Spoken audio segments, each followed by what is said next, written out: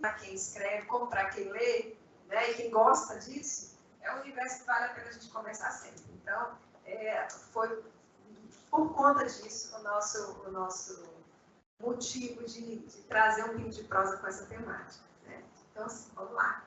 Então, sem mais delongas, eu e minha querida Graciane. Obrigada. Obrigada, Flávia. Você fala no microfone mesmo? Para gravar? Por causa da gravação. Tá. Não precisa. Você sabe tudo. Eu falo, meu tom de voz é mais alto. Bom, gente, bom dia. Eu sou a Graciane, né? Eu sou a Graciane, né? E eu estou muito feliz em estar aqui na Escola Superior do Ministério Público, né? A minha casa, a nossa casa. Flávia, eu descobri que, na verdade, eu estive aqui há 11 anos atrás. Não foram 4. Então, foi há 11 anos atrás, né? Eu lecionei aqui uma disciplina que tinha, uma pós-graduação, acho que Direitos Difusos e Coletivos. Aí tinha a parte de Direitos Humanos que eu ensinei aqui, que eu lecionei. Eu faço parte do quadro de professores aqui da escola. Então, é um prazer estar aqui. Me sinto em casa, como me sinto em casa na Procuradoria, que é a nossa casa. E falar sobre literatura, sobre leitura, sobre hábito de ler, mas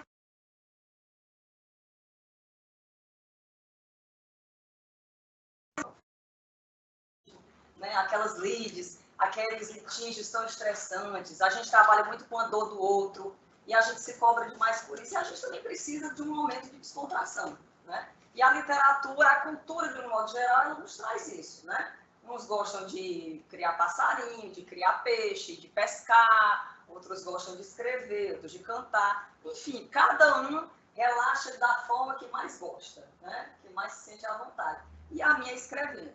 Agora, eu quero dizer a vocês que eu escrevo muito, muito, muito antes de ser escritora. Eu comecei a escrever, na verdade, aos 15 anos. Né? E graças a uma professora de redação, do Farias Brito, que o professor tem esse poder de incentivar, de fazer com que você acredite em você.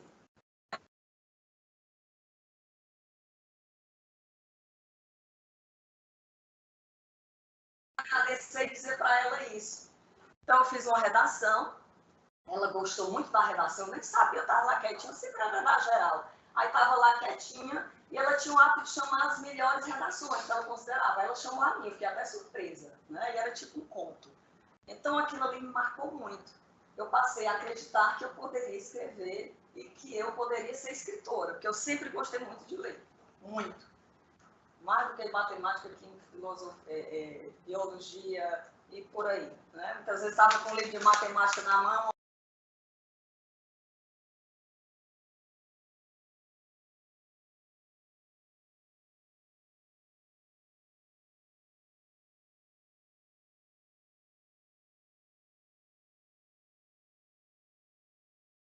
Eu não tinha dinheiro para comprar livro.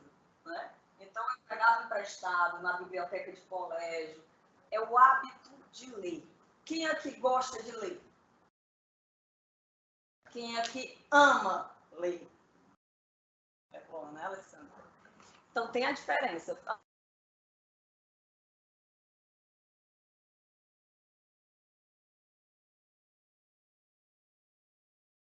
Aquele que lê com paixão, né? Que lê, que entra na história, que mergulha na história, que vive o personagem. Esse é o leitor apaixonado. Né? E esse geralmente quer escrever. Né? Geralmente quem é apaixonado por leitura quer um dia escrever o seu livro. E ele fazer com que o seu livro faça o mesmo efeito que um livro que ele leu teve sobre ele. Né? Essa é a magia da literatura. Então, eu sempre fui apaixonada por ler, lia demais e ainda leio demais, leio vários livros ao mesmo tempo. E quando eu canso de um, eu vou para outro. Aí, quando eu canso do outro, eu vou para outro. Mas depois tudo se encaixa e eu acabo lembrando das histórias. Tenho um hábito de fazer uma resenhazinha pequena de cada livro que eu leio, porque a gente vai esquecendo, né? O autor tem uma agendinha própria para isso, né? Aí eu leio o livro tal, autor tal, aí eu faço um breve resumo, aí bota excelente, aí bota assim, não gostei, aí bota a data. Doutor Idelaine, licença, bom dia. Seja bem-vinda. É uma honra especial. Eu jamais a senhora é maravilhosa. Eminente escritora. É minha leitora. Minha leitora querida. Eu digo, quando me dizem que eu sou leitora, eu digo que eu tenho um complexo de só escolher o melhor. Eu sou megalomaníaca. Mas isso é bom, a gente tem que escolher o melhor mesmo. Sempre. Né? Então, gente, esse hábito de ler a gente cria. Né? Todos nós criamos. Eu não tenho tempo para ler. Não existe. Não existe. Eu não tenho tempo, não. Eu faço o meu tempo. Entendeu? Não é aquilo que eu gosto, não é aquilo que eu amo. Então, se eu não encontrar tempo para fazer o que eu amo, como é que vai ser? Eu vou fazer só o que eu não gosto.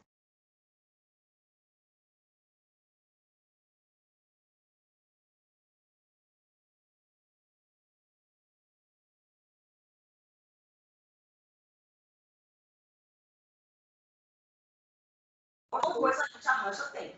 Porque hoje o grande objeto de desejo de todo mundo é ter tempo para fazer 1001 coisas ao mesmo tempo. Né? Nós mulheres podemos, né? Gostaria de ter tanto assim. Então, e a nossa vida, gente, a vida de todo mundo é corrida. Essa história de que eu vou escrever no dia que eu tiver tempo. Não existe. Tempo a gente arranja. Né?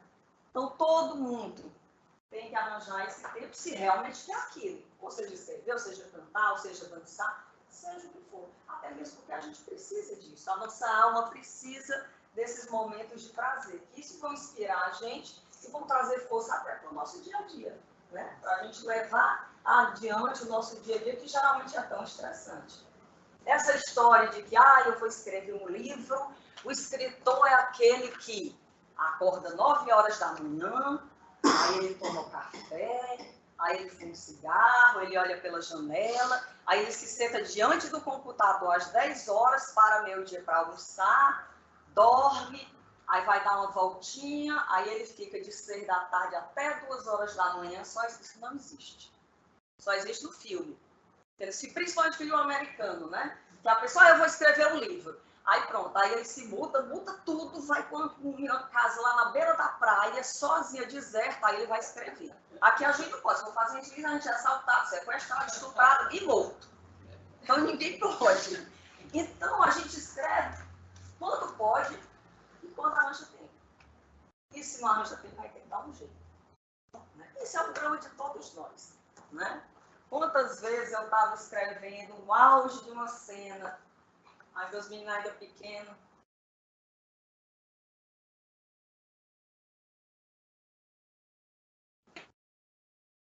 dar continuidade àquela cena que eu estava fazendo, senão nunca mais.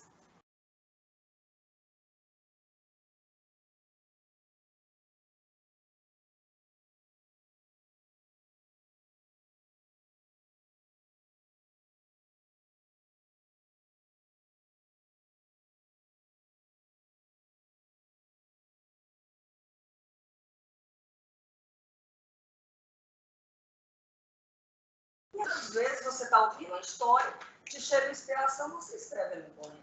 Né? Já com o romance, que exige mais tempo, que exige mais pesquisa, é uma coisa bem mais complexa. E romance é a minha paixão. Romance. Poeta, eu cheguei a escrever livro de poema, mas eu não me considero poeta, doutora Idelaine, eu confesso. Né? Eu gosto mesmo de...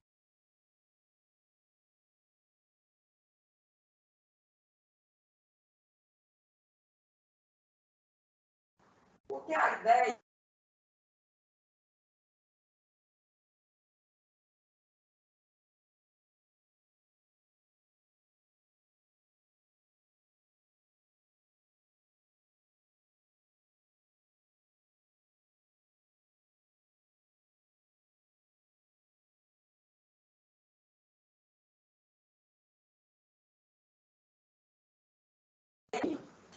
Principalmente quando você não tem um norte e não sabe por onde começar. é excelente. Mas você é que vai criar o seu caminho. Cada um, dentro da sua disponibilidade de tempo, dentro da sua rotina, vai fazer o seu caminho. Como eu fiz o meu, como o Rafael faz o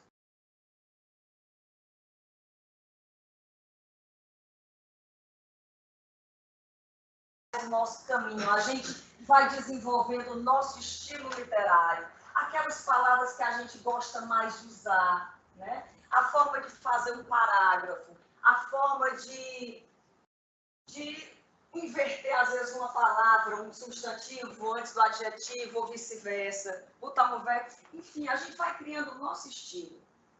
E isso é muito bacana, essa descoberta. E é isso que vai fazer com que o leitor te identifique. É como se fosse o nosso DNA, ele vai saber que aquele texto foi você. E se ele te conhece, ele vai saber, esse aqui foi ela que escreveu, né? Porque tem esse referencial, agora a gente só descobre de uma maneira, escrevendo. É como andar de bicicleta, a gente só aprende andando de bicicleta. Então, para quem quer escrever, comece. Muitas vezes o começo é difícil porque a gente se auto-sabota e a gente não acredita no potencial que a gente tem. Ah, escrever é para gente muito inteligente, é para gente. Não, meu. Qualquer pessoa pode escrever e pode ser um grande escritor. Tem a ver com imaginação, com disciplina, tem a ver com querer, não tem a ver com genialidade. Não tem. A gente se preocupa. Mas eu sou horrível em regra de português. Isso é o de menos. Eu também Isso é o de menos porque vai para a revisão depois. Isso. Quem escreve não revisa. Exatamente. Uma das regras de escrita é essa. Então se preocupe em botar a história no papel e lá na frente contrata um revisor. Exatamente. Eu não sei fazer, mas eu sou péssimo em conjugação verbal, em concordância nominal, seja lá o que for. Eu não sei essas coisas todas, não. Eu conheço o basicão do português da gramática. Agora, dizer que eu sou expert, eu não sou. Mas, para isso, a gente tem que ter... Aí é quando a gente tem que ter a responsabilidade de ter o senso crítico e dizer, não, esse meu texto está bom, mas ele precisa de reparos. Né? Eu acho que essa vírgula aqui não está legal, eu acho que esse parágrafo aqui está a mais ou está de menos. Porque também, gente, a gente não pode perder o senso crítico. O nosso senso crítico. Que é o que vai fazer com que a gente seja um bom profissional ou não, em toda profissão. Nunca perder o senso crítico, nunca achar que sabe demais. Eu escrevo bem demais, eu sou maravilhosa. Não, isso não existe. É um eterno aprendizado. É um eterno aprendizado. Até mesmo porque a gente está sempre procurando se superar. Que o próximo livro seja melhor que o anterior, que o outro seja melhor ainda. Não é uma eterna construção. E tem que ter a responsabilidade, o escritor, ele tem que ter a responsabilidade de saber que aquele texto dele deve ser submetido a uma revisão. Até mesmo porque o português ele tem muitas minúcias, né? Muitas vezes a gente acha que está colocando um pronome corretamente e não está. Um demonstrativo, um oblíquo, um objeto direto, um objeto indireto, e não está. Então, é sempre bom, quando a gente escreve algum texto, a gente, principalmente quando vai publicar um livro, passar por uma revisão gramatical. Geralmente, eu contrato uma ou duas pessoas. Mando passar uma, mando passar para outra. Aí, depois, eu escolho uns amigos, né, que são quase inimigos, porque tem um senso crítico assim, cruel. Ana Proença é uma delas, né, que é uma amiga nossa, promotora de justiça. Então, todo livro que eu escrevo, eu falei, esse livro para mim, aí ela corrige. E vírgula, e ponto, e palavra repetida, ela corrige mesmo. Então, a gente sempre tem que ter essas pessoas, esses anjos da guarda. E, geralmente, esses anjos da guarda eu sempre prestigio no meu livro, uma forma de agradecimento logo no início, né? E são aquelas pessoas que fazem a crítica e fazem a crítica sem medo. Dizem, olha, eu acho que esse personagem ficou tão assim, então, olha, tu não acha que essa parte aqui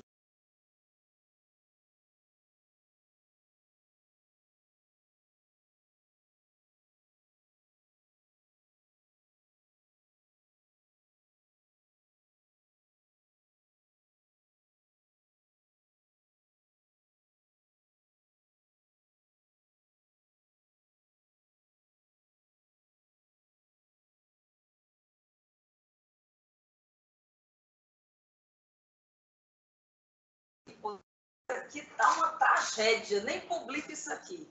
Então, esses aí nunca peçam, não, tá vendo? Porque não precisa ser tão inimigo assim, não é? Então, essa correção gramatical é muito importante, até mesmo porque, quando a gente termina o livro que manda para a editora, ela não quer saber se o livro tem erro.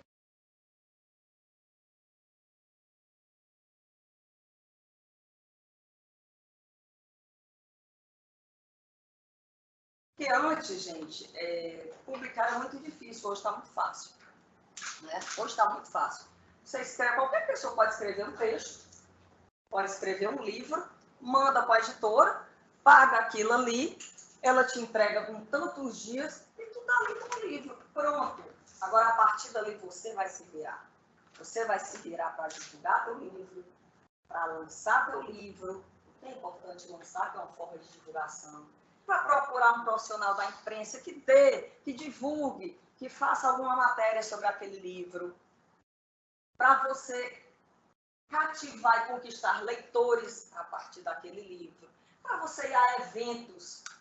Foi chamado? Vai a eventos, vai mostrar o teu trabalho. Eu faço muito isso. Porque é importante, porque como estava falando com a Flavinha, né, Flavinha? A dificuldade de a gente distribuir o livro para várias livrarias. Livraria não quer livro de autor cearense. Só tem uma que tem um estante lá para a literatura cearense, que é a Livraria Leitura do Rio Mar. Tem lá um estante próprio para a literatura cearense. Se você falar cultura, olha, eu estou com esse livro aqui, pode ser o livro Bam. Diz, não, tem que ir lá com São Paulo para cadastrar o livro, para não sei o quê. E quando consegue, bota lá no final da estante, que ninguém nem vê.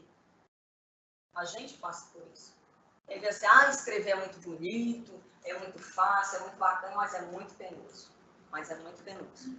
Mas todo esse sacrifício, ele vale a pena quando você recebe um e-mail, quando você recebe um telefonema, ou então quando você encontra a pessoa que diz, olha, aquele livro é massa, adorei, aquele livro mudou minha vida, aquele livro ali, isso aí não tem preço. Aí quando faz tudo, vale a pena.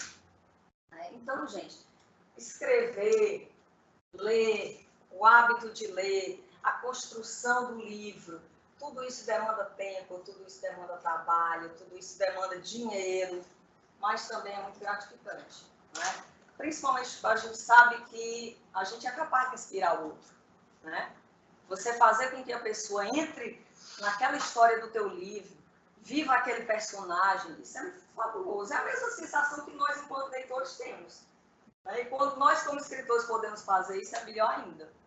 Atualmente, 3 livros meus estão sendo adotados como paradidáticos em algumas escolas. São esses livros aqui. De Covardes e Heróis, todos temos um pouco. Ele fala de bullying. É um menino que ele sofre bullying na escola, ele tem 13, 14 anos. Aí a vida dele na escola é um inferno, porque tem um Cacá e um grupo que o persegue, faz a vida dele um inferno, tira o lanche dele na escola, bota o pé para ele cair, enfim, coisa que a gente, cada um de nós já presenciou, já sofreu bullying, né? Ou então o filho nosso que a gente tomou conhecimento. Então, aí acontece o sequestro de uma das alunas, ele acaba ajudando nas investigações, ele passa então de covarde a herói. E o Cacá, que é o rapaz que faz o bullying, no meio da história do fim, ele descobre que ele foi um grande babaca, né? Que ele, ao invés de conquistar as pessoas e o respeito através do que ele só conquistou o desrespeito e o medo. Então, ele chega, inclusive, a pedir perdão. E é um livro muito interessante porque tocou muitos adolescentes, porque esses meninos de 12, 13 anos é o auge dessa fase de bullying. Aí, quando eu vou nas escolas conversar sobre o livro, eu disse, quem é que sofreu bullying? Teve um lá que todo mundo se levantou. Aí um conta que sofreu, que foi fulano. Fulano até o 5º ano fez bullying comigo, aí vai contar a história toda. E aí querem lavar roupa suja. Eu disse, peraí, não vamos lavar roupa suja aqui, não. A minha geração, professora, todos Tira doutora. dos terríveis, era um tipo de bullying. Nesse tempo a gente nem sabia que era. Mas aquela coisa, doutora Idelária, o bullying, hoje, pela legislação, o bullying ele só existe quando você se incomoda. Mas se incomodava, Me chamava de Olivia Palito, de esqueleto do 15, de seca do 15, era uma coisa horrorosa, né? Mas tudo bem, até aí tudo bem. Não me traumatizei. Não traumatizei. Então, Então, Mas gente, hoje é- hoje tem requintes de crueldade. É tanto que tem gente que se suicida por causa do bullying que sofre. Sim. Que entra em processo de depressão, de ir para psicólogo, psiquiatra, tomar remédio controlado por conta disso. Gente, aí já é a maldade.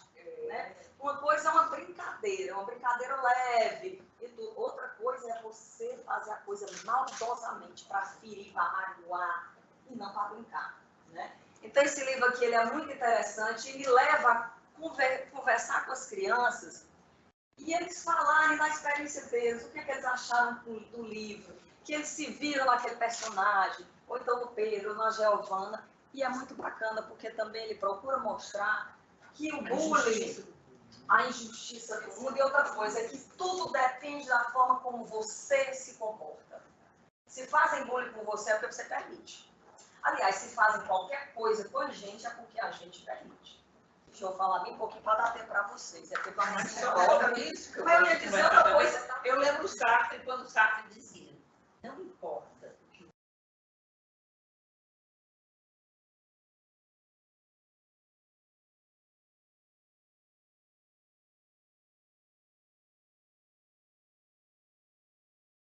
Da psicologia. Exatamente. É um bom exemplo de superação que todos nós devemos ter. E isso aí passa pela autoestima da gente, pelo reconhecer a gente como a gente é, pela nossa Eu me aceitação. entusiasmo muito quando Não, se fala mas de olha, literatura. quem quiser.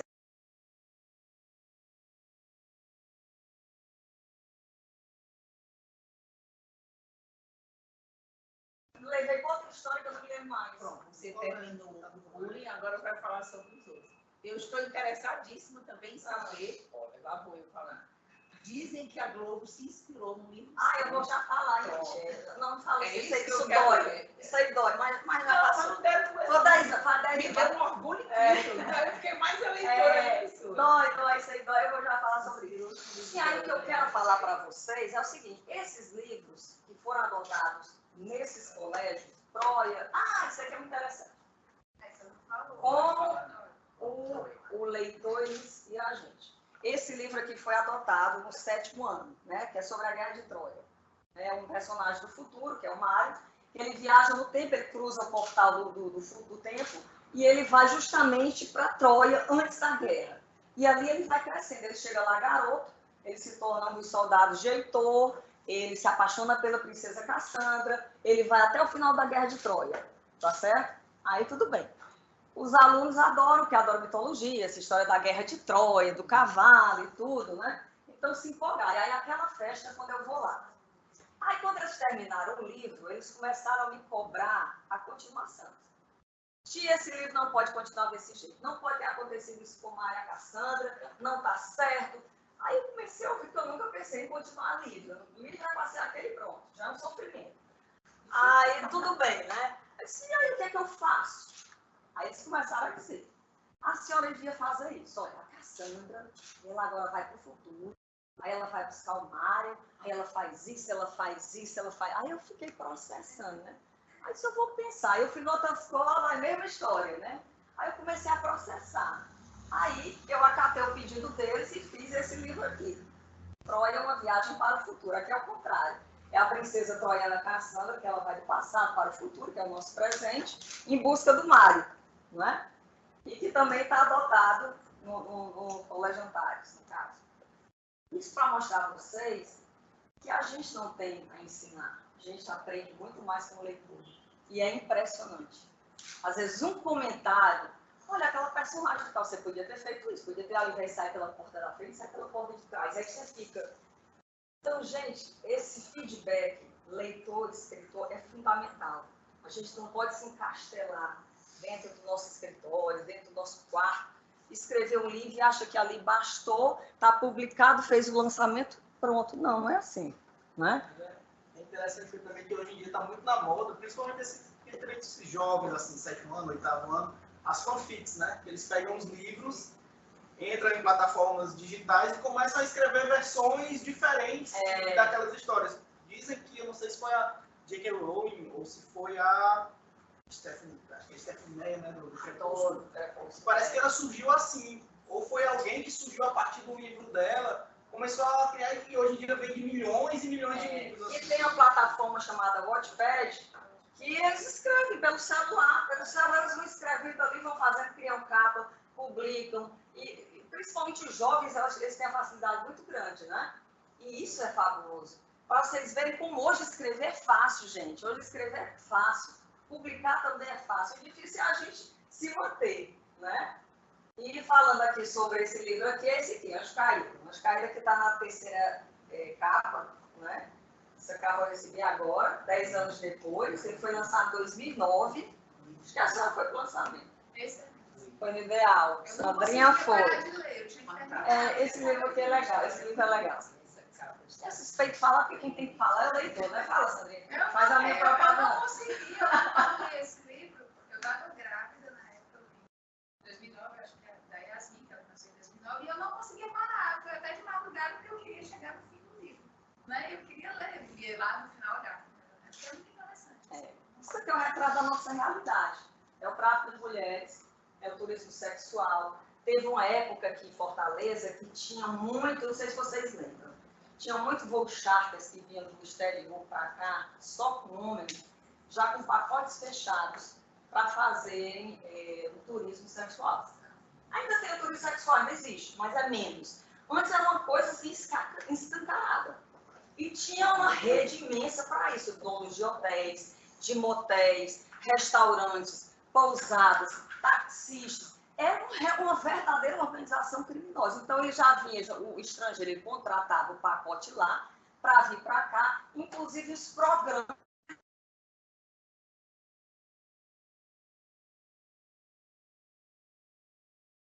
Né? Então, esse livro retrata isso. A Maria é a personagem principal, que ela resolve se prostituir porque ela acha que é a melhor maneira de ela ganhar dinheiro, porque ela não vê perspectiva da vida dela na favela. Só que ela gosta de se prostituir.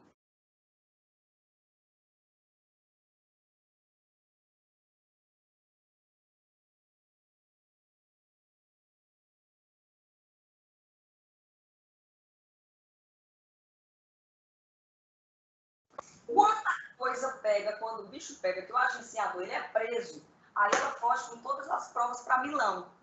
Aí lá em Milão, o comparsa do agenciador daqui, ele acaba escravizando-a. Ela se torna escrava numa boate. Escravo mesmo, escravo. Esse livro aqui, ele foi publicado em 2009. Aí esse livro aqui eu consegui mandar para a Globo. Eu conheci uma diretora lá, mandei para ela. Aí ela mandou um e-mail para mim dizendo que o livro já estava na Globo Filmes, que ia analisar. Tudo bem, deixa quieto, né? A gente diz que não vai dar em nada, não. Quando foi 2002 que eu fiz uma viagem e a gente parou na Turquia. Aí a gente pegou o avião em Istambul. Aí quem entra no avião era a Glória Pérez e uns 2 diretores da Globo. Então até aí nem tanto, né? Muito tempo depois, quando foi 2012, aí saiu a novela Salve Jorge. A novela Salve Jorge era exatamente isso aqui. Eu assisti aquela novela sabendo exatamente o que ia acontecer. Tinham cenas semelhantes àquela da boate, que invadem a boate, já no final. Era a mesma cena daqui. Aí eu cheguei a conversar com uma advogada de São Paulo, que é especialista em direitos autorais e tudo. Só que era uma coisa tão trabalhosa, tão complicada, e tão cara brigar com a Rede Globo, eles não, deixa aqui. Né? E o livro, por si só, ele vai andando, e vai andando, e vai andando, ele já está com 10 anos que é esse livro aqui. E ele continua sempre atual, porque a problemática continua existindo. Né? Que é o tráfico de mulheres, que é uma realidade, que é o terceiro negócio mais lucrativo do mundo, só perde para o tráfico de drogas e para o tráfico de armas. Depois vem o tráfico de mulheres. E vem mulheres do mundo inteiro, que são feitas de escravas, de objetos sexuais para praticar.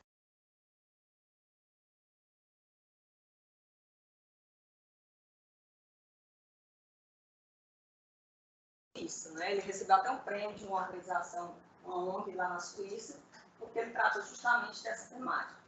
Essa aqui, Anjo Caído, eu vou já sortear para vocês. Pode falar. Pronto, agora eu vou falar até com vocês. Eu não vou começar mais. Isso se passou no Brasil ou em Fortaleza, especificamente? Fortaleza. Fortaleza.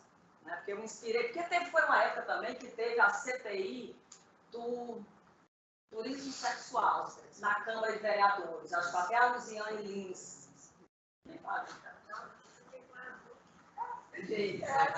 Porque para fazer um romance, você envolvendo personagens, ou seja, é um mundo que não é o seu, né? É um mundo que você está ali criando, e cada personagem tem uma voz, tem uma forma de dialogar.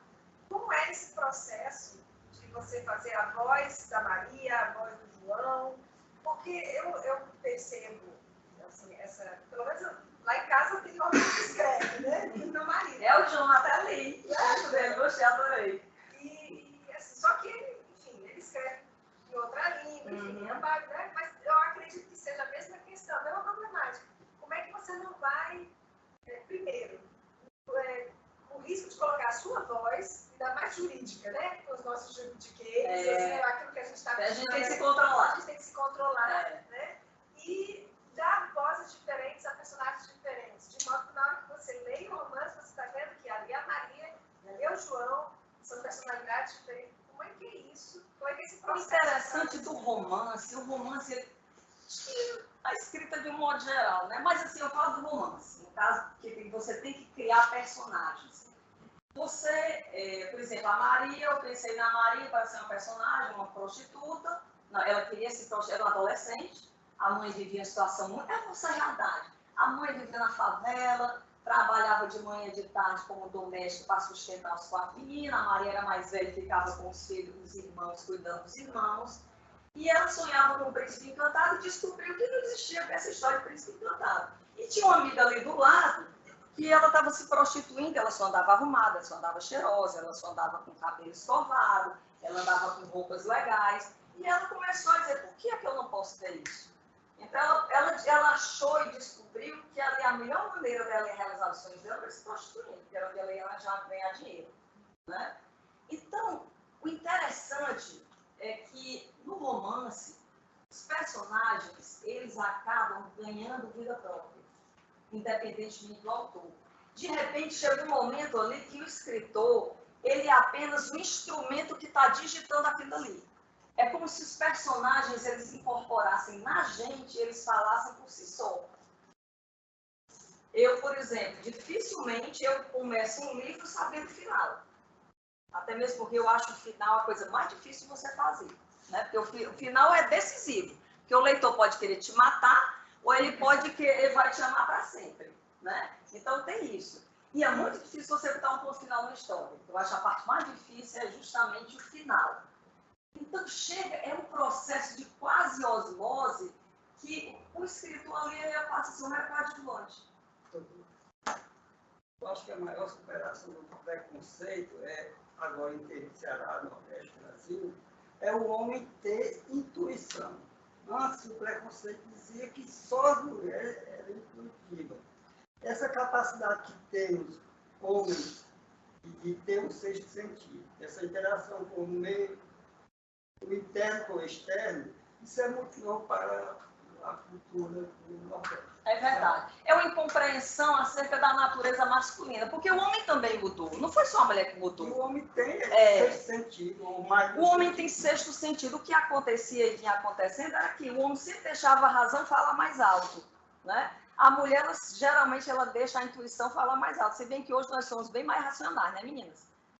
Mas isso eu digo assim, ó, que eu tenho intuição. Ou substituo a intuição quando eu tenho mediunidade.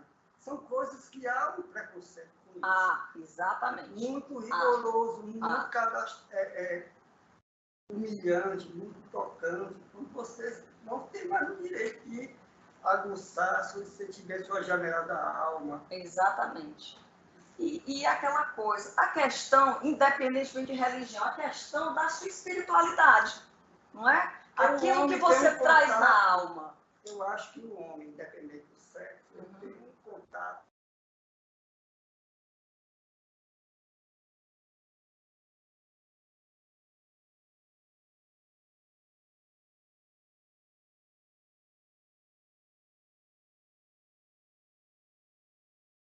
E nas vivências. Eu, como másculo, como homem, não posso sentir isso, essa troca. O doutor ele pensando. As Se vivências. se quisesse ser um escritor, não sei o que, com certeza seria excelente, porque a vivência em vara de família, né, doutor? Nós que é um laboratório humano, né? É como, desculpe, é uma coisa que você falou em vivências, eu não lembrei. Porque esses personagens, nós também podemos nos inspirar, né, doutor? Doutora, eu confesso que meu primeiro contato com esse mundo literário foi com a poesia repentista do meu pai. Meu pai era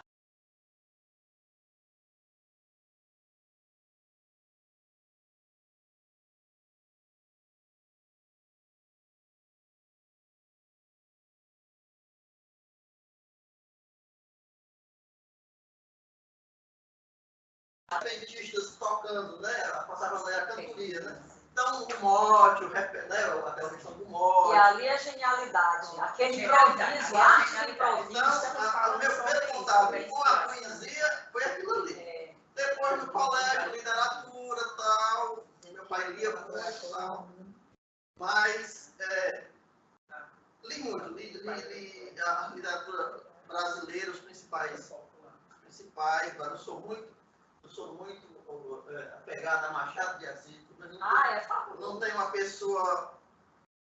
Eu acho que Machado de Assis é o Shakespeare lá de fora. Ninguém entende mais a alma humana do que o Machado de Assis. Né? A descrição que ele faz de cada personagem. E a profundidade psicológica, né? E nesse tempo, eu acho que nem a psicanálise ainda era muito aceita, né? Eu acho que foi contemporâneo. Não, foi antes de Freud. Ele era à frente do tempo. Ele já fazia uma avaliação negro, vivendo numa sociedade patológica, né? Tem razão. Então, aí depois eu no colégio de grau, eu gostava muito do parnasianismo pela questão médica, muito embora seja muito informalismo rigoroso. Muito encaixadinho. Né? Então, eu gostei muito do existencialismo, aquela coisa, né? Mas também, gostei muito também do Baudelaire. Flores do Mar. Pois pronto, então, mas o que a doutora colocou? A inspiração. A inspiração. Eu tenho um livro na minha cabeça. Um livro sobre a existência da vara de família. Eu estou, assim, hesitante se escrevo ou não, mas está todo na minha cabeça. Escreva! Mas é o quê? É um livro sobre aqueles fatos corriqueiros. Aquela coisa formal, rigorosa, do choramento do conto que acontece do teatro, da ciência e tal. Eu acabei de escrever um sobre o tema família, depois eu digo. Mas é complicado, porque quando você escreve alguma coisa, eu escrevia muito quando eu era estudante, universitário, né? Aquela coisa de cear, eu escrevia muito. Mas quando você escreve alguma coisa, você fica. Você externa aquela toda a sua personalidade. Mas olha, veja bem, mas veja, isso é verdade. Muita gente. Doutora, só quando você falou esse seu livro aqui, Troia, meu Deus, como você contribui para que os nossos jovens se aprofundem na mitologia grega? Olha, a mitologia foi a mãe da filosofia. Eu estou apaixonada pela mitologia. Foi a mãe da psicanálise, da psiquiatria, não é isso? É verdade. Então, é muito importante que a gente se interesse pela mitologia. Não é um bocado de história infantil, não. Né? Até hoje a gente usa a mitologia no dia a dia. Até hoje, olha tudo. Até a parte do nome dos planetas tem mitologia, tudo é mitologia. Nessa geração de internet, porque está todo mundo estudando. A dialética e a questão do homem como centro de tudo vem da Exatamente. Eu estou ficando feliz que o papai Bernardes deu a oportunidade ao nosso nordestino, Braulio, até com o livro do Braulio. É ótimo a gente sentir que, por um lado, se há essa dificuldade dos jovens buscarem a pesquisa literária, mas já esse aspecto também de se divulgar, né, na literatura. E outra coisa, existe um preconceito, até era muito maior em relação ao repente e ao cordel, né? sempre existiu a intelectualidade achava, e alguns ainda acham, que o repente, que o cordel são literaturas menores. Subliteraturas. Gente, isso é um absurdo, porque o repente e o cordel, eles retratam a realidade de uma cultura, da nossa cultura, da cultura do Nordeste, do improviso, do contar o dia a dia, inclusive de forma simples. Sociologia, Exatamente. Só complementando aqui, Sim. para terminar aqui a resposta da doutora Flávia, né? Que ela perguntou aí da construção do personagem. Na verdade, mais eu acho que assim, tudo passa pela construção inicial que você faz daquela personagem. Sim. E aí complementa com o que a senhora falou no final. Que aí chega um dado momento que aquela personagem ela cria uma voz própria dentro da sua cabeça mesmo e se desenvolve. Mas a partir do momento que você construiu bem essa personagem no começo, você planejou, não, minha personagem é uma mulher, que ela tem tantos anos de idade, então você começa a pensar toda a linguagem, toda aquela... Agora, às vezes eu não gosto, geralmente eu não gosto de escrever com muito detalhe o personagem, porque eu acho importante que o leitor ele faça o juízo daquele personagem. Não, mas não precisa você escrever no livro, você pode ter não, na sua ele cabeça. Está na minha cabeça. Está na sua cabeça, bem construído. E assim, de uma forma até interessante, aquela imagem acaba chegando ao leitor. Sim. Embora muitas vezes eu não expresse ali, deixe expresso, né? Em relação a esse processo de criação, você disse que o personagem meio que se separa de você. Sim. A questão é, quando eu tô lendo, eu sinto a dor do personagem. E às vezes quando eu tentei escrever, eu também senti a dor do personagem. Então, pra mim, dependendo do que você está escrevendo, é um processo muito doloroso. Eu não tô falando de tempo, não. Aí eu queria saber até que ponto é essa separação, porque eu não consigo escrever porque eu sofro escrevendo. Porque é o seguinte, não existe uma delimitação precisa de até que ponto sou eu, de até que ponto é o personagem, é uma coisa tão... escritor e personagem, às vezes, se fica tão imbricado, fica tão junto que você não sabe distinguir quem é quem. E a outra coisa. E o escritor, ele vive o personagem, ele vive cada personagem. Não é meio misturado. Eu sou um pouco de cada personagem é um pouco de mim, e aquela história do se colocar nu. Na ficção, é mais fácil você criar um personagem que, de repente, retrate você, né? Em outras formas de literatura, por exemplo, a poesia você se sente completamente nu, né? Porque muitas vezes ali é um momento seu, embora seja ali o eu lírico, não necessariamente é você, era o que você está sentindo naquele momento, mas percepção de algum momento, de algum fato, de algum aspecto que você colocou no teu poema. Mas escrever isso da cara a tapa e andar mesmo nu no meio do tempo e todo mundo pode te criticar, odiar teus livros, achar que você é isso e aquilo, ou de repente pode te adorar. Mas vale a pena arriscar. Faça seu livro, tire ele da cabeça e bota no papel. Comece hoje. Tu disseste assim, que no final era o pior, porque o público ele te adorar ou te designar. Mas a questão é, até que ponto é um processo teu e até que ponto tu faz isso para os outros, entendeu? Quando eu escrevo para mim. Quando eu estou escrevendo para mim. Para minha satisfação pessoal, e eu me apaixono pela história que eu estou escrevendo e pelos personagens que eu estou construindo, certo? Só que eu tenho cuidado de escrever como leitora. É onde vem a importância do ler bastante. Quando eu estou escrevendo, eu me preocupo como leitora, se eu fosse leitora, o que é que eu acharia daquele texto que eu estou escrevendo. Tem até um livro muito interessante, o nome da autora é Francine Prose, Leia como escritor, é uma coisa assim, é muito bacana. Então eu tenho essa preocupação, eu estou escrevendo para mim, mas ao mesmo tempo ali eu não sou escritora apenas, também sou leitora, né? Porque eu também tenho um cuidado e eu tenho, acho que talvez até uma metodologia, eu visualizo muita cena. Então, quando eu faço um livro, um romance, geralmente aquele livro ele é muito visual. Eu imagino com riqueza de detalhes na minha cabeça, embora eu não expresse todos os detalhes do texto, entendeu? Mas ele é visual. É tanto que qualquer um desses aqui pode ser um livro.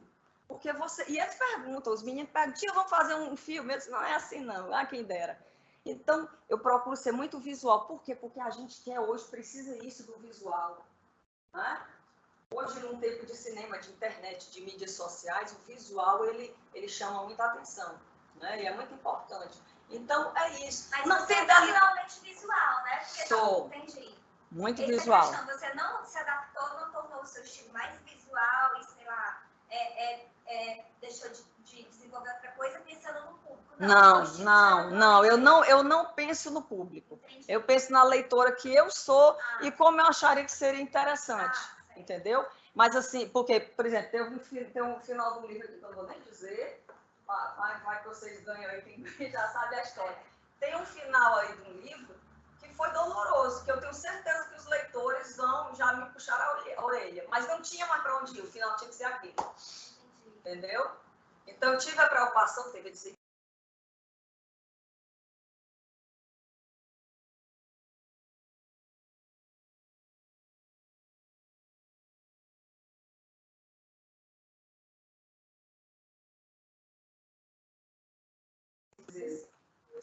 Mas, assim, o final infeliz, mas, assim, muito real. Entendi.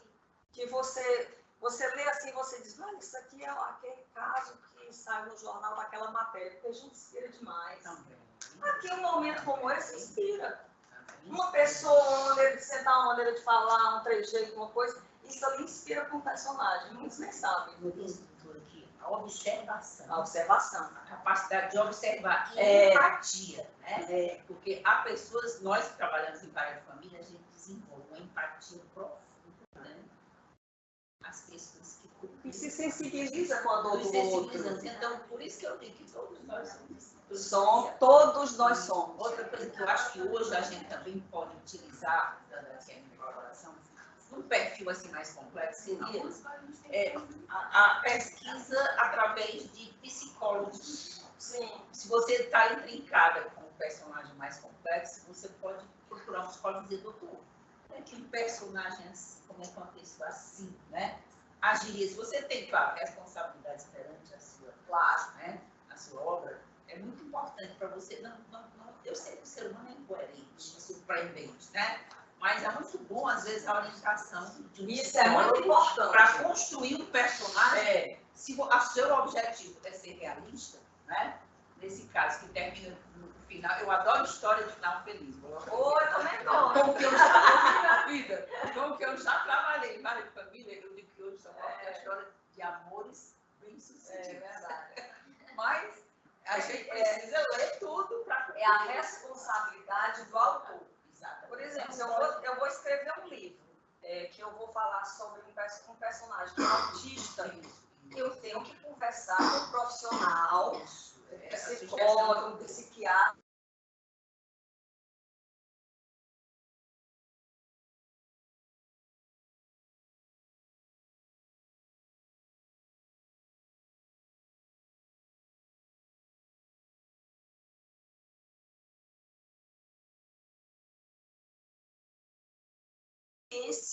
É uma desgraça. Parece que eles estão, assim, uma audiência de família, pronto, divórcio. Parece que eles estão no tribunal do júri nos Estados Unidos. Exatamente. Totalmente real. Teve um júri agora, inclusive, numa cena de uma novela, que o promotor ele era ridículo. Então,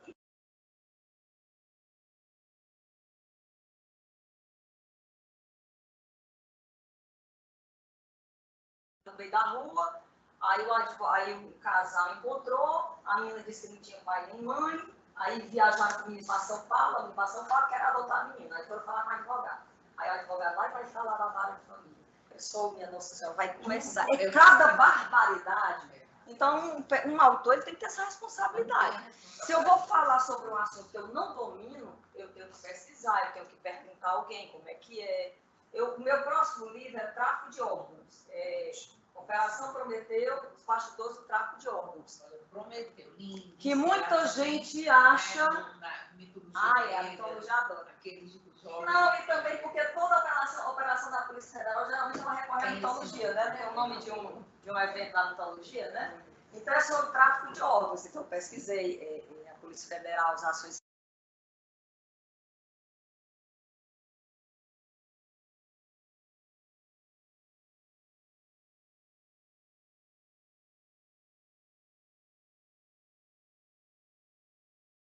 que ali se eu não estou sendo leviana com a questão do transplante, né? Porque nem todo transplante, gente, é ilegal. Pelo contrário, a maioria é legal, mas tem uma minoria, uma pequena minoria, que faz essa parte de uma forma completamente ao arrepio da lei, inclusive.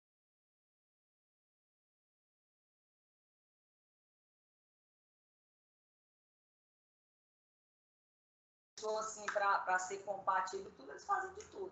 Então, tive essa responsabilidade, porque se é um assunto que eu não domino, é um assunto médico, eu posso fazer, aliás, inclusive, a minha própria cadeira, né? Esse seria um romance também. Esse é romance. Eu só tenho no momento a versão e-book, mas eu quero publicar em físico esse ano. Eu acho que é o estilo mais difícil. Também. Não é porque você tem a vocação, né? Tem o dom. Tem que ter. A negação.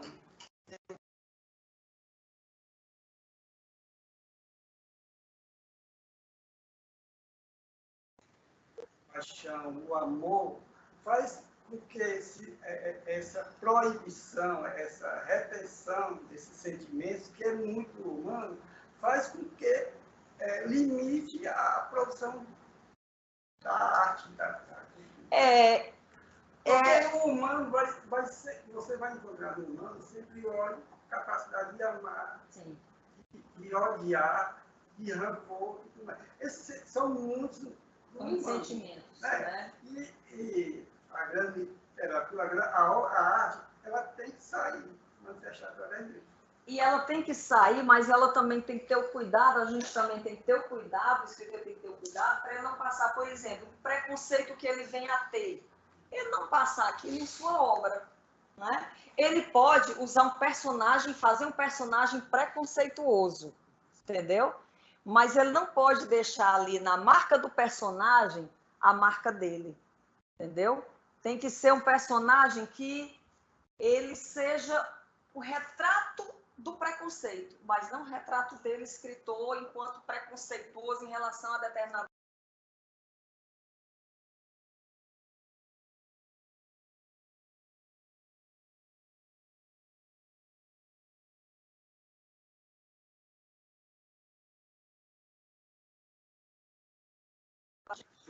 Tem muita gente que confunde escritor com autor, com narrador, com personagem, e aí dá um problema muito grande. Tem uma de leitura que eu participo, que o primeiro encontro que eu fui foi sobre Lolita.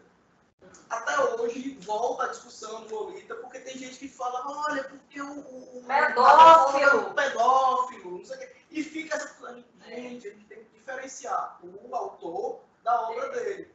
E o grande ele estava retratando uma sociedade de uma época e que ainda hoje existe muito. Gabriel Garcia Marques foi processado quando escreveu. Desculpe, mas o título era esse. Memória das minhas Putas Tristes. Eu li. Era a história de uma mulher de 80 anos, né? Muito bom. O sonho dele, de aniversário, era ter um relacionamento com uma menina de 15 anos. Né? Mas ele foi processado, ele não precisava passar por isso. Acho que ele estava num ponto que ele podia se poupar.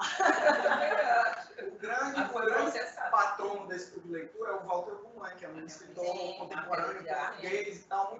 E tem um pessoal aqui de Fortaleza que até hoje, eu acho que o papel dela é destruir a reputação do Walter Ugumãe. E ela está começando a chamá-lo de pedófilo, porque tem um relacionamento entre um homem e uma menina de 13 anos num livro.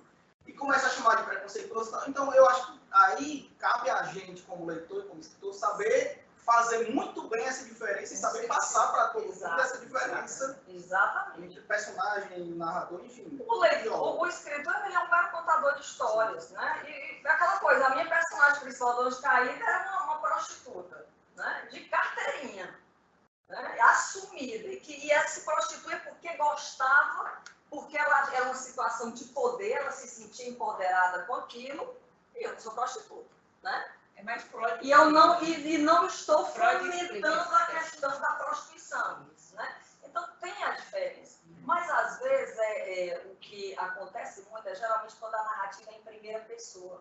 Quando é em primeira pessoa, ele faz uma confusão danada. Acho que ali é o autor, que ele ali é que está escrevendo aquela história, é ele que está pensando daquele jeito tudo. Né? Aí a terceira, quando você narra em terceira pessoa, já é mais difícil, você consegue separar, até mesmo porque existem tantos personagens antagônicos no romance, por exemplo, que você não pode dizer, ah, ele é isso aqui, ele é prostituto, ah, ele é santo, ah, ele... Fica meio, né, dicotômico. Recentemente você aborda essa questão, analisa a questão, ultimamente tem aparecido um estilo muito divulgado, do qual eu sou fã incondicional, até pela maneira de você gosta muito de livros históricos, desse livro que aborda o bastidor da política. O bastidor da política que você não vê no dia a dia. Por exemplo, o livro do menino, do nosso cearense, Lira Neto. Do Lira Neto. Lira Neto, você É começa a ler o biografia, livro, né? você não para. Enquanto... Ele é muito bom. Então, o livro do Getúlio Vargas, você se sente dentro do catete, tal. E também, intimamente também... Ele é um grande biógrafo. E também tem um estilo, você abordar uma biografia através do romance. Por exemplo, O Povo, que é do Carlos Lacerda. Ele criou um tipo de romance, mas ele aborda a biografia do Carlos Lacerda. Como é que você analisa atualmente esse estilo? Está muito... Assim, por exemplo, cada autor... porque é muito difícil você... Nesse caso é um estilo muito difícil, porque é um personagem real, né? Inclusive pode trazer um grande transtorno para o escritor, processos, né, de calúnia, injúria, difamação, etc. e tal. Então, é muito complicado e você se expõe muito. Né? Não é o meu gênero preferido. Né? O meu gênero preferido é o romance. Gosto muito de romance histórico. Por exemplo,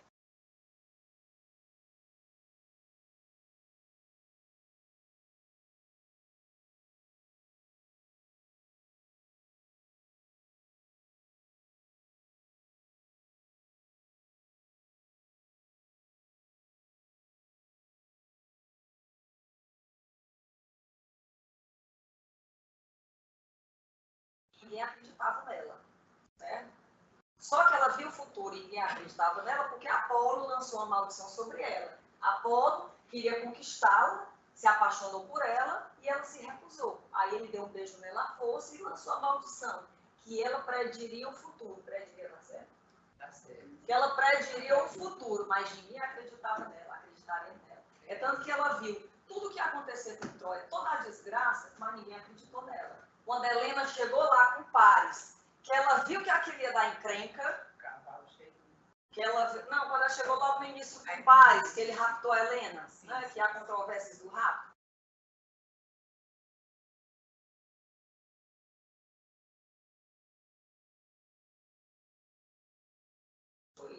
Como foi? Mas ninguém acreditava que ela sofria a maldição do deus Apolo. Então eu construí uma princesa Cassandra que não era louca, que era uma mulher incompreendida.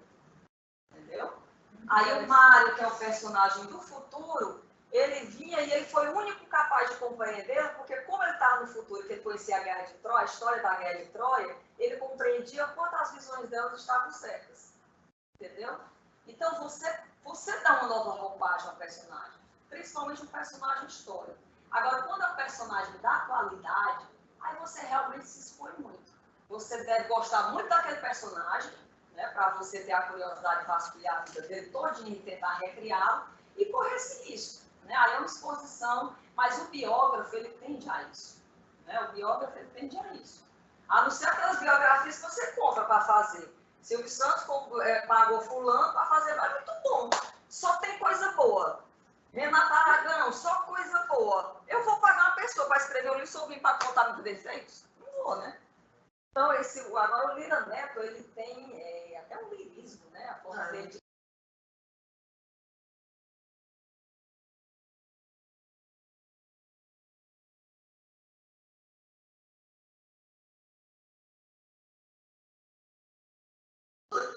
O livro é aquilo. porque a história é muito dinâmica. É que a história é muito dinâmica. Com licença, eu vou precisar assim. Pois não, doutor. A história que a gente vê hoje, como a gente vê hoje, daqui a 10 anos nós vamos ver de uma forma completamente diferente. E a gente nunca pode esquecer que a história ela é contada pelos vencedores. Né? Quem conta a história são os vencedores. Naquela época, Getúlio Vargas ele foi extremamente incompreendido em muitas coisas. E com vários outros personagens. Né? Então, tem isso aí, tem o dinamismo da história. Mas o bom do Lira Neto é que ele não faz um juízo de valor. Ele faz a biografia, e ele deixa para que você recria aquele personagem como você acha que é. Você que vai dizer se ele foi bom, se ele foi bom, se ele foi dator, por que ele se suicidou, etc e tal. É muito interessante. E aí? Mais alguém? Eu não sei se é possível mencionar isso, mas se possível, assim, pegando o gancho lá da separação do escritor e personagem, a senhora diria que nas histórias tem muito mais imaginação, muito mais na vivência que escreve. Vivência, quando eu digo, obviamente, separando isso, né, se ele escreve sobre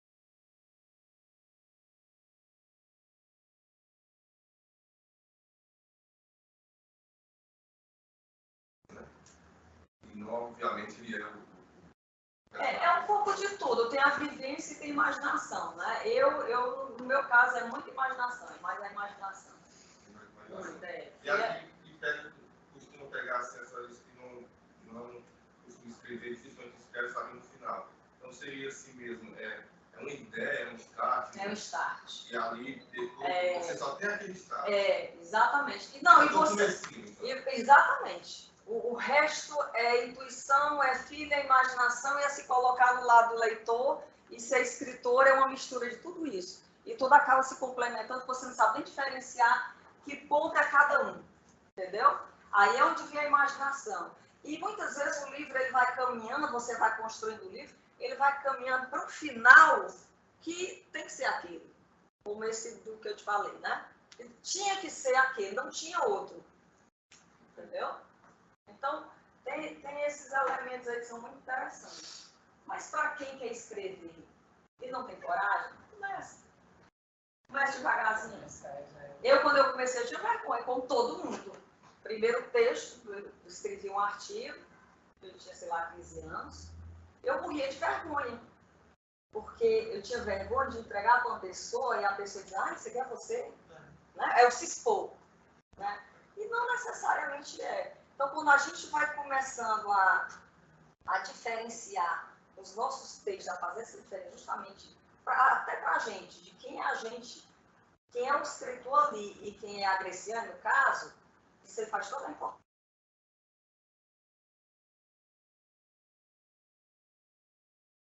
Como eu, entendeu? Se eu escrevo aqui uma poesia, você bicha essa poesia que ela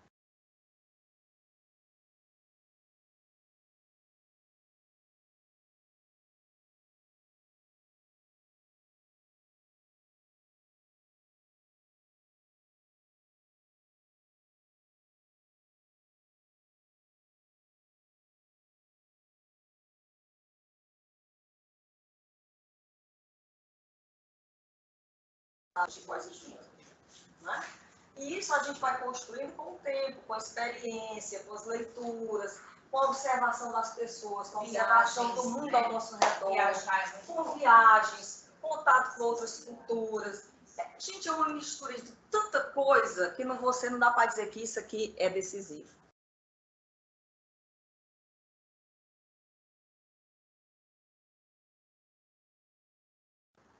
Um estímulo, uma provocação para a produção de texto, por que não criados aqui no Ministério Público um pequeno jornal onde publicaria os nossos pequenos textos? Flavinha, cadê Flavinha?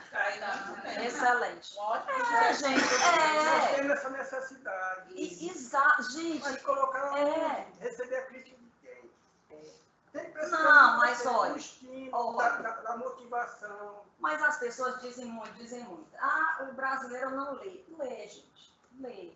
O jovem não lê. Lê. E escreve. Tem um artigo publicado no jornal. Porque disseram que tem duas livrarias que estão em problema de recuperação judicial, a cultura. A Saraiva.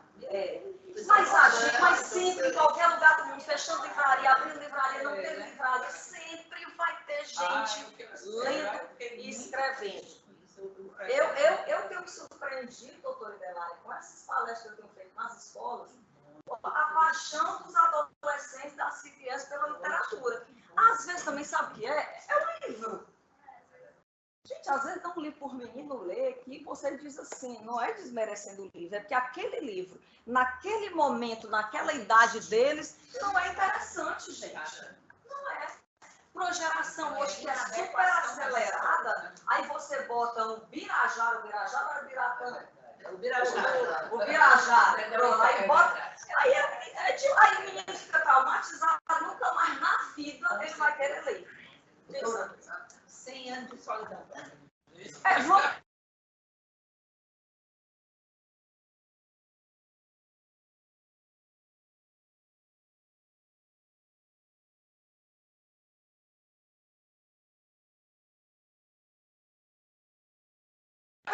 Vocês estão mesclando, certo? Então, colocando livros digitais. Eu, na minha opinião, assim, para mim, eu prefiro comprar o livro. Né? Inclusive, comprei outra. Tem que ler lá, mas eu comprei pouco. Eu acho que, se for para desenvolver esse hábito, pode ser porque o futuro é assim e tal, enfim. Mas eu acho que o livro ainda é para mim. É aquela coisa, tem aqueles que têm mais facilidade e adoram o livro digital. Eu leio aqui e acolá que eu acho muito cansativo. Eu gosto de riscar livro, eu gosto de anotar, eu rabisco o livro todinho. Ele fica todo colorido.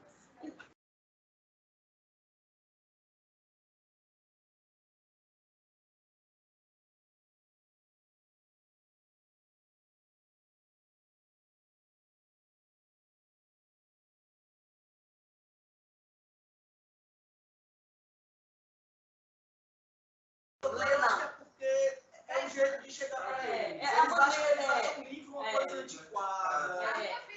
Tem, mas tem muito. Ô, mulher, eu disse quem foi que inventou o livro. Olha, doutora Delário, isso não é um negócio desse do filho, ela é triste. Eu vou exemplificar essa história de como fazer chegar para os alunos. Uma vez eu fui com uma palestra que vocês conhecem o Carrascosa, brasileiro. João Zanel Carrascosa. Ele estava numa palestra aqui no povo e tal, e foi uma senhora de, sei lá, uma senhora de 70 anos. O Carrascosa me diz uma coisa: como é que eu faço meu neto ler coisas mais interessantes? Porque ele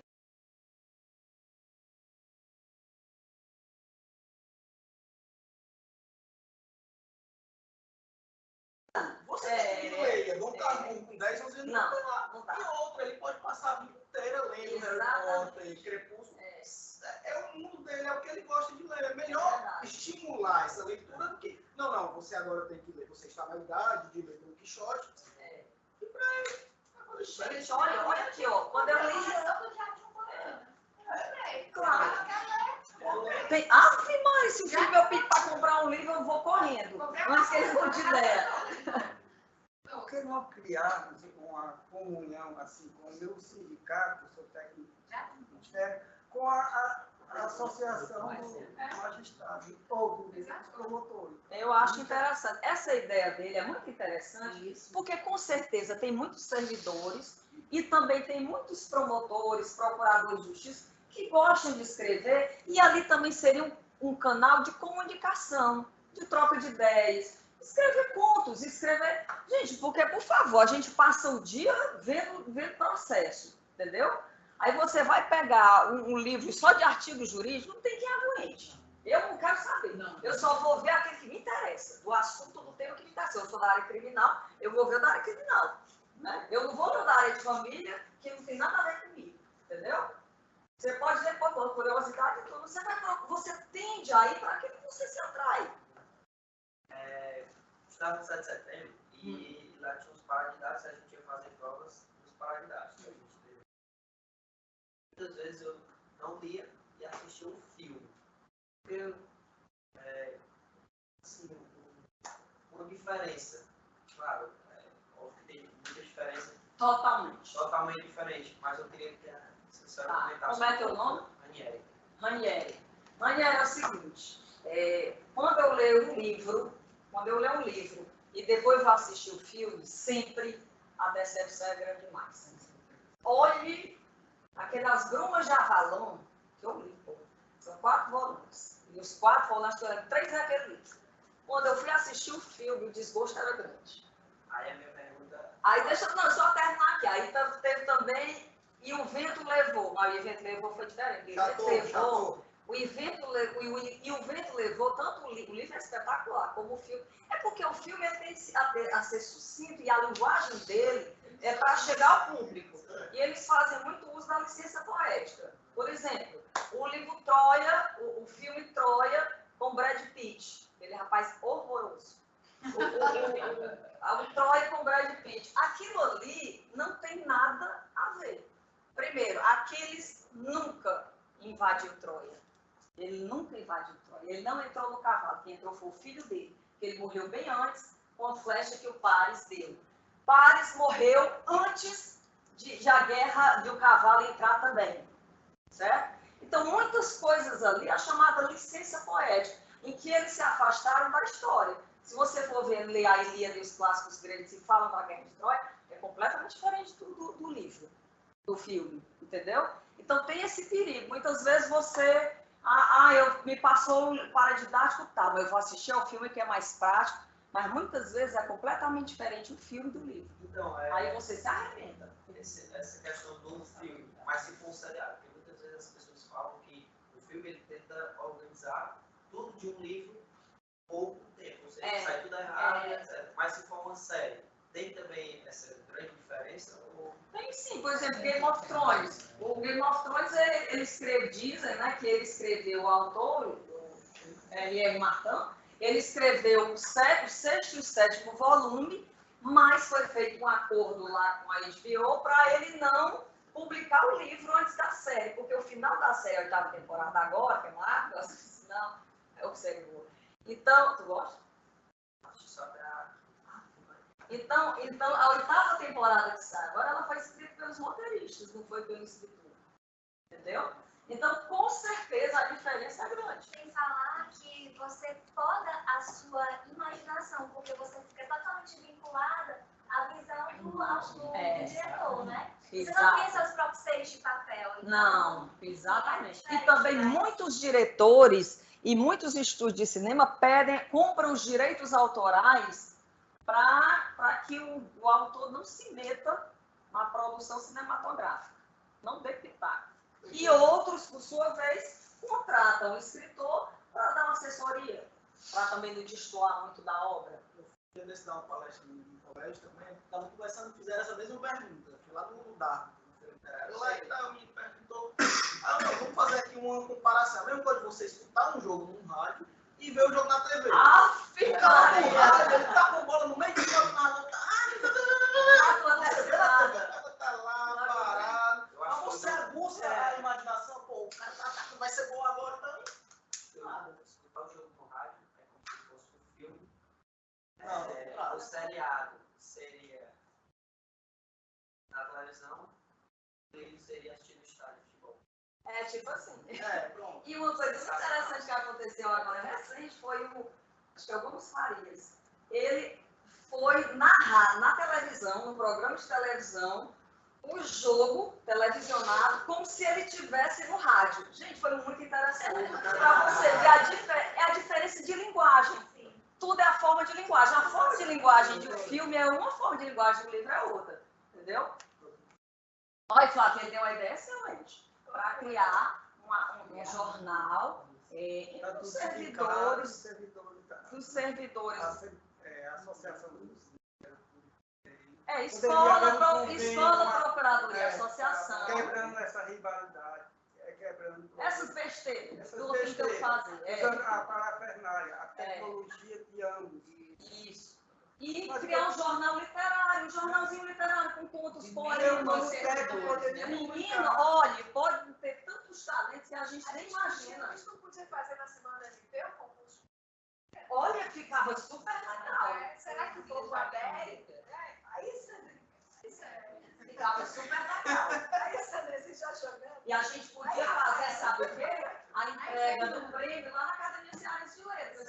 Mas poesia, olha aí, que eu legal. já não entraria na poesia. Por que não? Eu não sei escrever poesia. Gosto de Eu ensaio. também sou essas coisas, eu não gosto muito, não. Então a gente abandona essa ideia. Eu gosto de ler, mas de escrever eu acho muito fazer. Dá uma sugestão.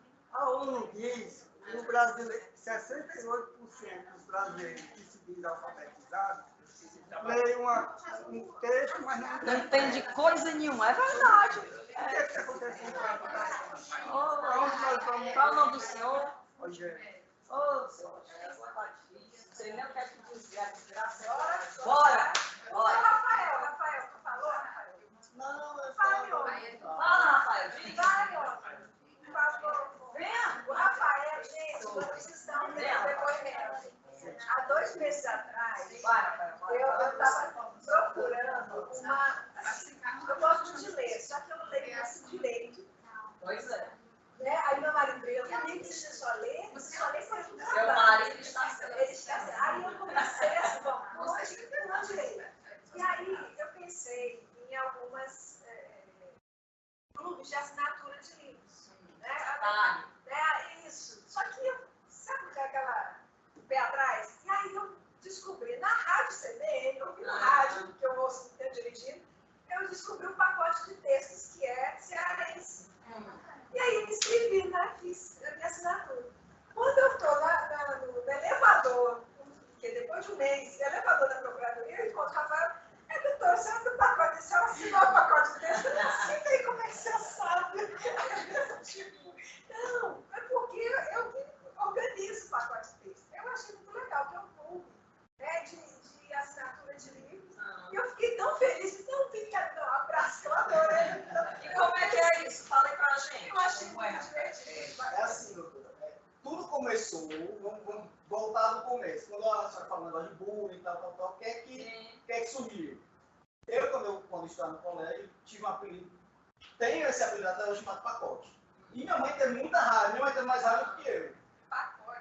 E muitos A anos gente passaram. sempre fica pensando por que pacote.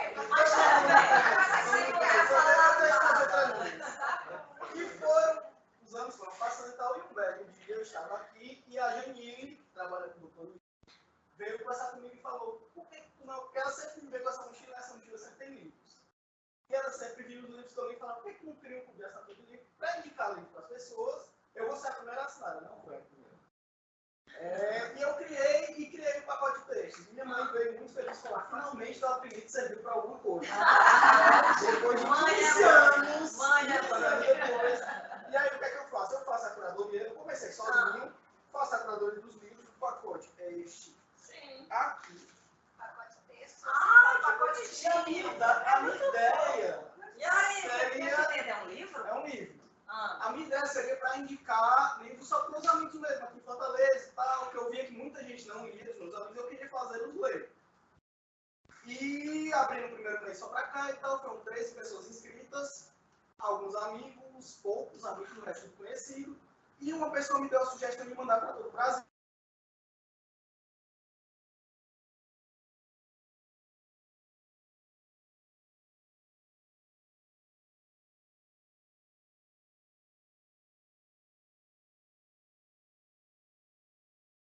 Ixi, a logística disso aí. Faz 3 anos que eu estou com isso. Continua a curadoria passando por mim, mas não sou só eu sozinho, mas também. Já achei mais gente para dividir essa Legal, isso é muito legal. E é isso, doutora. A gente tem um site que é o pacotedetextos.com, tem o Instagram, pacote de textos, é tudo. Ai, que massa! Não sabia não. Eu achei mais legal, assim, tenta me assim, o curador. Olha, gente, olha, com certeza aqui nessa sala, na escola, na associação, na PGJ, tem tanta gente brilhante que está adormecida, às vezes está fazendo só luz. Entendeu? Eu quero assinar esse negócio.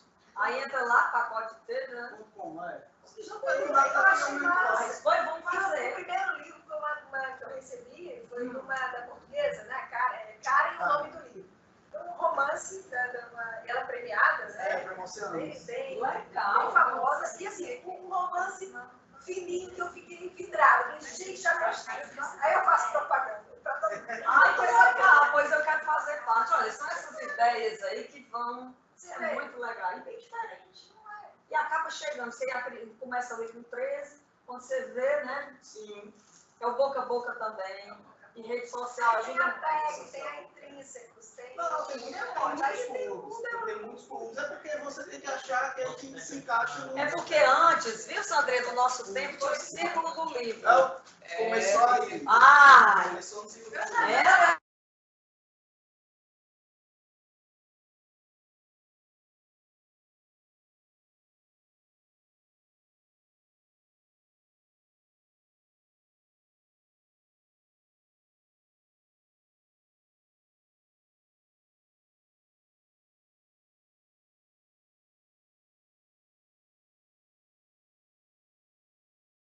gostou muito e manteve contato comigo. A gente trocou livro, trocou ideias. Eu disse para ele, Luiz, eu não sei escrever poesia. E ele é um poeta premiado, já recebeu 800 prêmios ali de poesia, tudo quanto é canto. Aí eu disse, pois vou tentar. Aí ele começou, eu vou fazer o seguinte, eu mando um verso, você responde.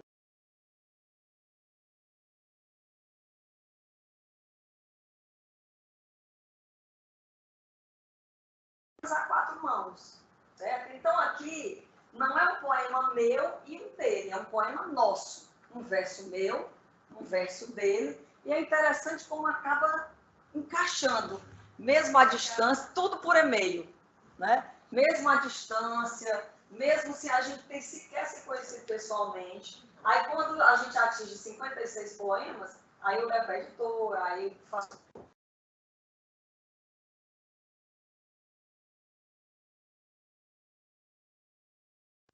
O importante é isso.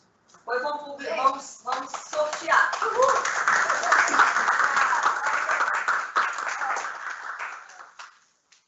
Além das obras,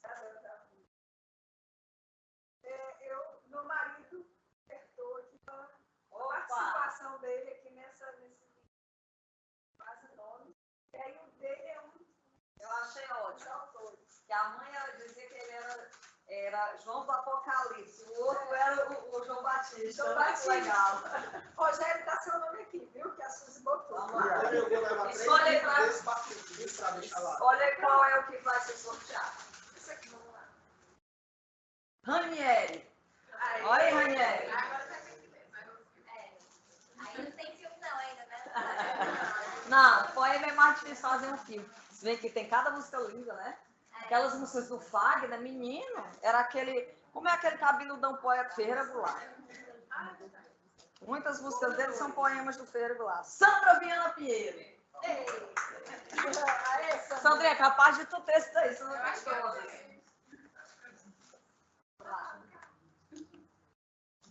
Você tem esse? Vixe, Maria, que é Suzy. Olha aí a Suzy. Suzy. Eita, Suzy, mãos caídas. Muito bem. Rogério. Oba. Olha aí, seu Rogério. Troia. Esse Troia tá tão fofinho. Último. Rafael. Olha! Eu vou ter Rafael Caneca. Rafael Caneca. Não era pacote? Eu acabo assinando com Rafael Caneca. Mas eu não sei nome. Eu acabo assinando com sobrenome. É bullying. Mas você tá comigo certo. Alice. Cadê a Alice? Dascom. Tá aqui, pronto. Nildo. Opa, olha aí. E aí agora, já que todo mundo sorteou alguma coisa, eu vou sortear também um pacote do próximo mês. Sendo que vai ser todo mundo, porque aí junto quem já ganhou pode ganhar também. Então eu vou fazer o seguinte. Epa, tem que botar meu nome aqui. Vou sortear. Vou fazer como eu sempre faço os sorteios. Eu dou um número, vocês olhem seus números. Ah, tá. 1, 2, 3, 4, 5, 6, 7, 8, 9, 10, 11, 12, 13. Vou sortear aqui. Quem ganhar depois eu pego os dados e mando o pacote.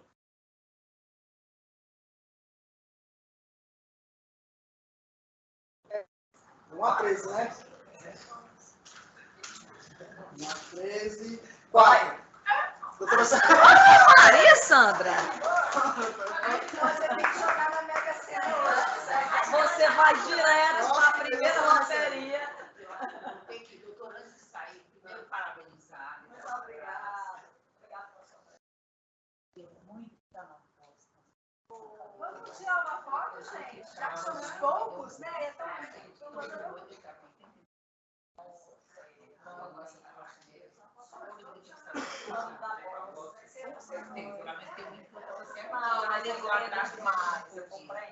Espera aí, antes de sair, vamos só tirar foto. Eu queria só fazer uma sugestão. Bora, gente, vamos aqui tirar foto. Não, aqui não consigo não. Eu vou escrever o óbvio. Atualmente é a mais pobre. Sandrinha. Vem, Sandrinha. Ó, divide o prêmio da